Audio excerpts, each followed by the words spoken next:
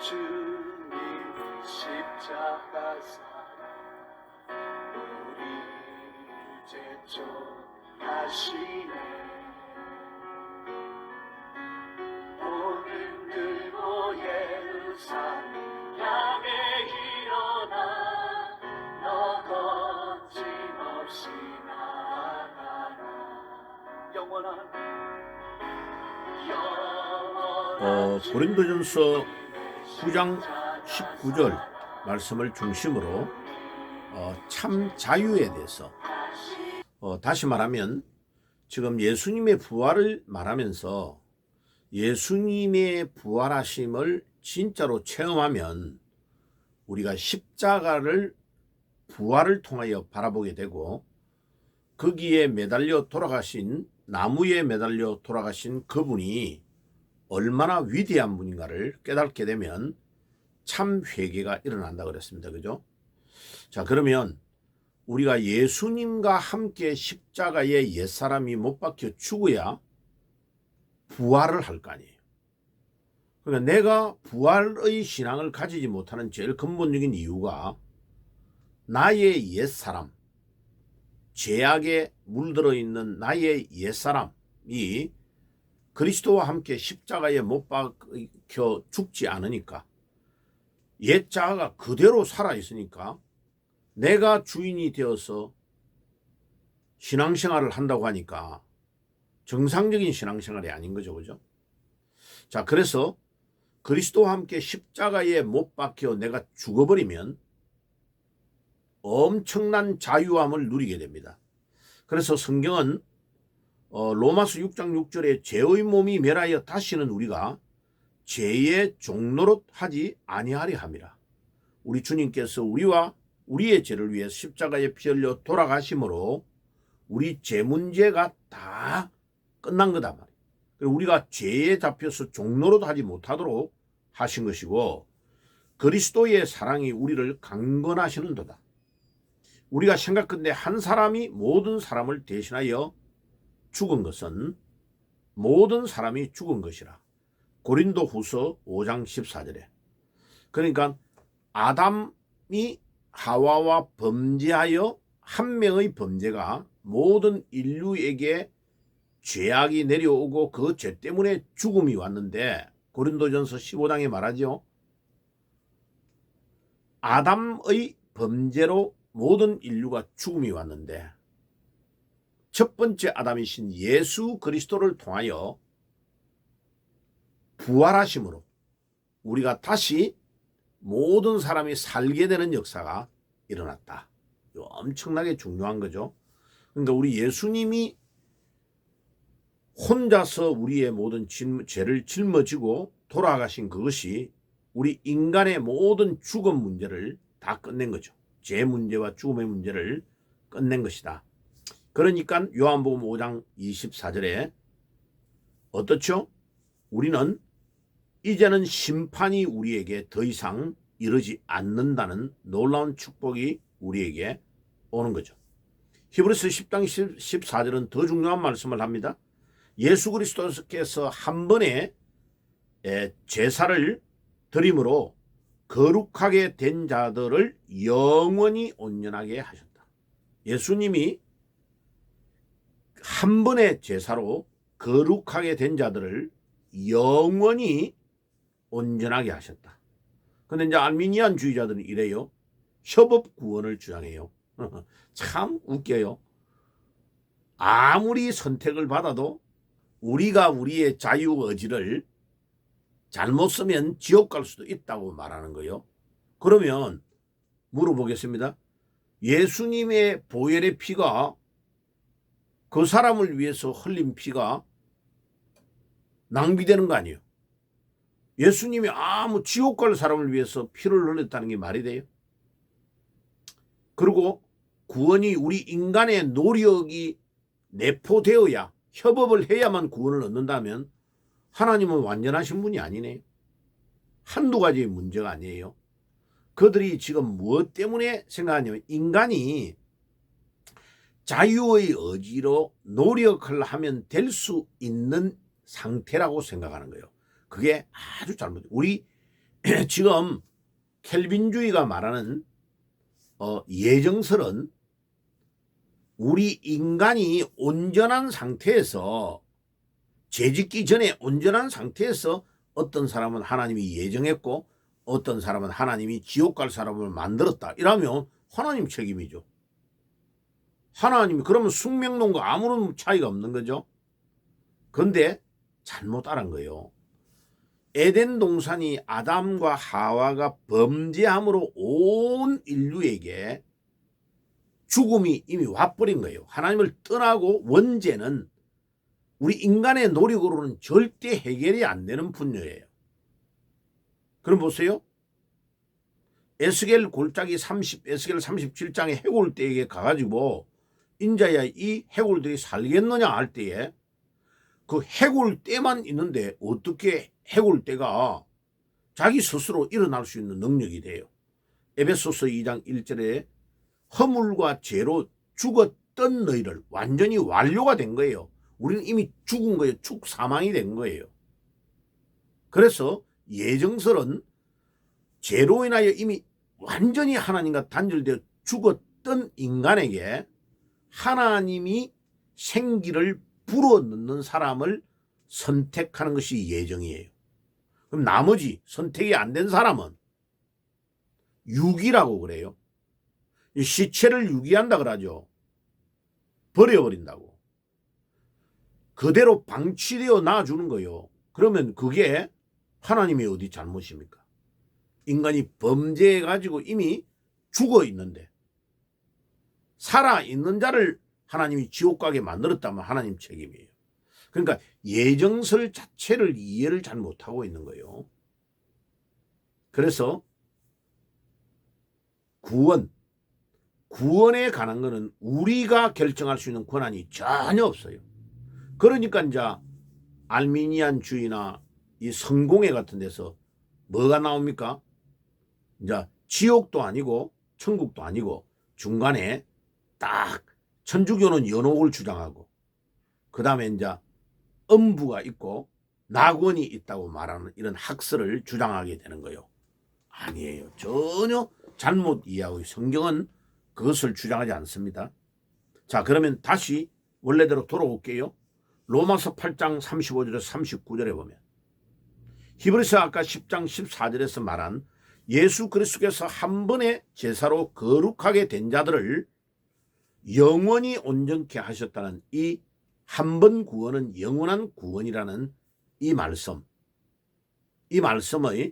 로마서 8장 35절에서 39절에는 더 상세히 말합니다. 누가 우리를 그리스도의 사랑에서 끊으리요? 환난, 기근, 핍박, 위험, 적신, 칼이랑 인간이 당할 수 있는 모든 어려움을 다 거기에 모아놨습니다.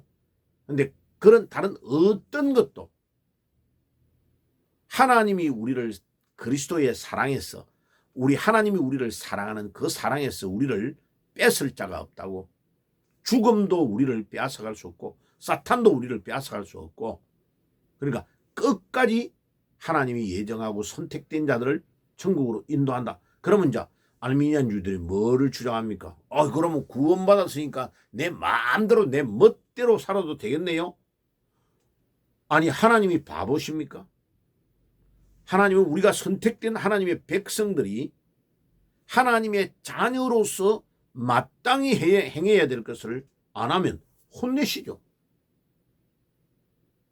육신의 부모인 나도 우리 자녀들이 잘못하면 혼내잖아요. 엄청나게 뭐라죠.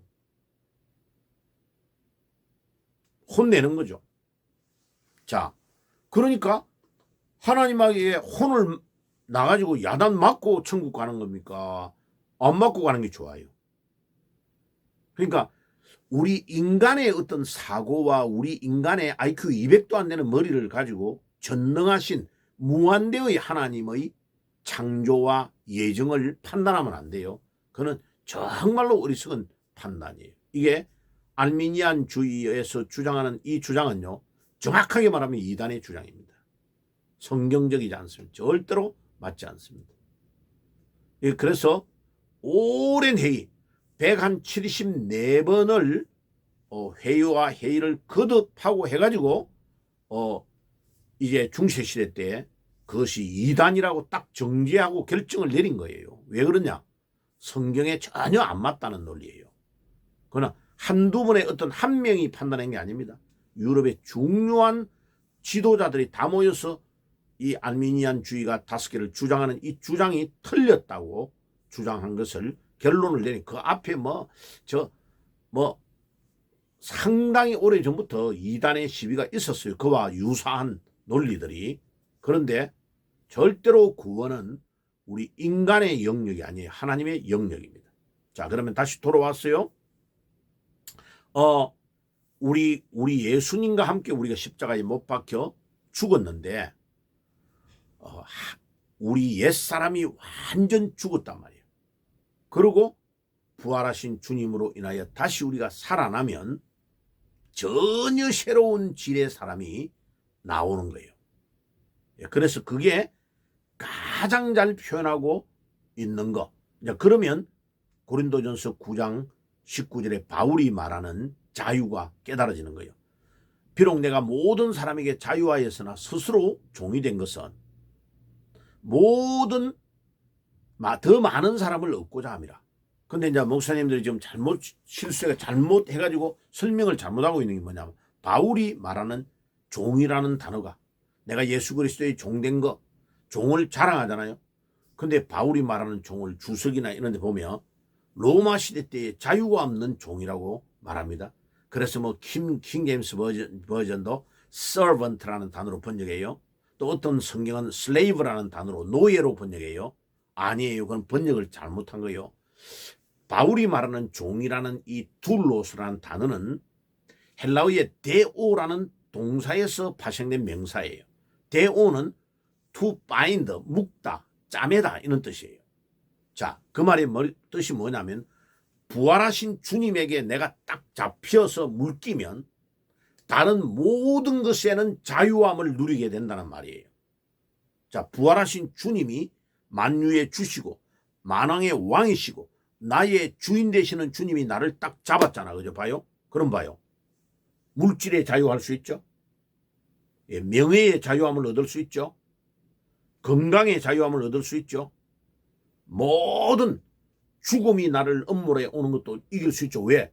예수님이 사망의 권세를 깨뜨리고 부활하신 분이기 때문에.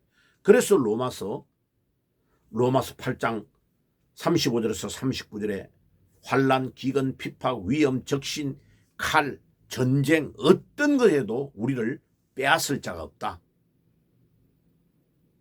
그게 성도의 견인, 성도의 궁극적인 구원을 말하는 겁니다. 그러니까 알미니안주의 주장하는 대로 우리 인간이 하나님이 아무리 선택해도 우리의 자유의 의지로 구원을 안 받을 수도 있다. No, never. 구원은 하나님의 고유 영역이에요. 절대적인 주권이에요. 이 우리 켈빈주의에서 말하는 신앙은 하나님의 절대적인 주권을 인정하는 거예요. 그 주권을 믿지 않는 자는 천국 못 갑니다. 왜? 천국이라는 그 영역 자체가 하나님의 절대 주권에 의해서 통치되는 것이기 때문에.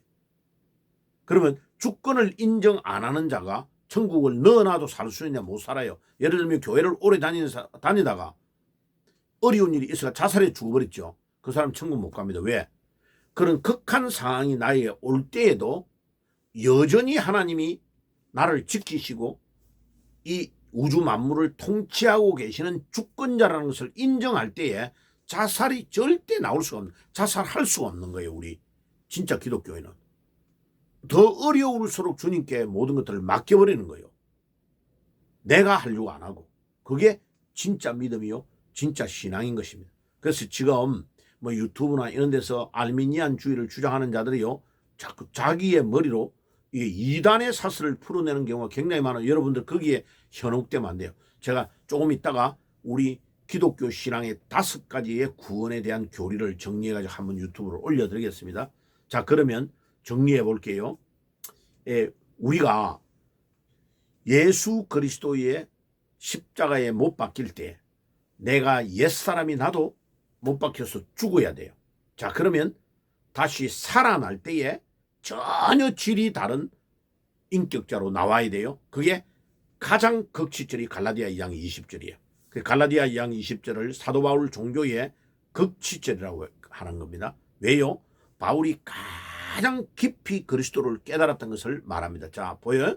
내가 그리스도와 함께 십자가에 못 박혔나니 이제는 내가 산 것이 아니요 내 안에 그리스도가 사신 것이라. 자, 그러면 내가 그리스도와 함께 십자가에 못 박혔다. 그때의 단어를 설명을 하면 다른 사람들은 예수님이 우리를 위하여 죽었다고 어리벙벙하게 객관적으로 말하고 넘어가는데 바울은 어떻게 깨달았냐면 예수님이 우리를 위해 돌아가신 게 아니고 바로 나 때문에 돌아가셨다. 내가 죄인 중에 개수고 내가 예수님을 죽인 장본인이다. 영어로 말하면 객관적인 신앙이 주관화되었다고 하는데 for us, 우리를 위하여 죽은 예수님이 아니고 for me, 내 때문에 예수님이 죽었다. for us가 for me로 바뀌는 신앙이 되었다라는 걸 말하는 거예요. 갈라디아서 2장 20절의 앞부분이. 그리고 내가 그리스도와 함께 십자가에 완전히 못 박혀 죽어버리니까 이제는 나는 죽어버렸으니까 내가 살아났는데 내가 산 게 아니고 내 안에 그리스도가 사신 것이라. 그럼 바깥에 다른 사람이 나를 볼 때는 이제는 옛자는 죽어버렸으니까 나를 보면 예수님이 보여야 된다 이 말이에요. 그게 새로운 피조물이 되었다는 뜻이에요. 그게 고린도후서 5장 17절 질적으로 새로운 카이네라는 단어예요. 질적으로 새로웠다. 그러니까 마태복음에 새 부대에 할 때 마태복음 9장 17절에 앞에 있는 술 할 때 새자는 시대적으로 새롭다라고 말했죠 어제. 그런데 뒤에 새 부대에 할 때 새자는 질적으로 새롭다는 거예요. 그러니까 요한계시록 21장에 내가 새 하늘과 새 땅을 보니 천국에 대해서 말할 때에 새자가 질적으로 새로웠다는 거예요. 그러니까 우리가 고린도후서 5장 17절에 새롭다는 말은 부활하신 주님과 다시 옛사람이 죽었던 십자가에 못 박혔던 내가 부활하신 주님과 살 때는 완전히 질이 새로워진 인격체로 바뀌어야 되는 거예요. 이게 예수를 믿어 중생했다는 말의 의미가 바로 이 의미인 거예요. 그러니까 이게 우리의 노력으로 되는 거 아니에요. 완전히 그리스도의 능력으로 성령의 능력으로 완전히 우리가 재생돼 가지고 나오는 인격체로 바뀌는 거예요. 그러면 바깥에 있는 사람이 우리를 볼 때 뭐라 해요? 어머나 저 사람이 옛날에 그 사람 맞아? 나의 얼굴 표정, 모습, 태도, 옷 입는 거, 말하는 모든 것들이 다 바뀌어야 그게 진짜 그리스도의 사람이 된 거고 새로운 피조물이 된 겁니다. 여러분들이 그런 새로운 피조물이 되시기를 주의 이름으로 축복합니다. 기도하겠습니다. 하나님 우리 아버지 감사합니다. 오늘도 옛사람이 그리스도와 함께 십자가에 못 박혀 완전 죽고 부활하신 주님과 함께 다시 살 때에 질적으로 완전히 새로워지는 놀라운 역사가 일어나게 하시고 이제 고린도전서 9장 19절에 바울이 말하는 참 자유함을 얻는 믿음의 사람이 될 수 있도록 도와주시옵소서. 예수님의 이름으로 기도드리옵나이다. 아멘. 지금은 우리 주 예수 그리스도의 은혜와 하나님 우리 아버지의 사랑하심과 성령님의 교통하심이 오늘도 옛사람이 그리스도와 함께 십자가에 못 박혀 죽고 질적으로 새로운 피조물이 되어 부활하기를 소원하는 모든 주의 백성들 머리 위에 지금부터 영원까지 항상 함께 계실지어다. 아멘. 영원한 주님 십자가 사랑 우리 제촉하시네. 오늘 들고 예루살렘 향해 일어나 너 거침없이 나아가라. 영원한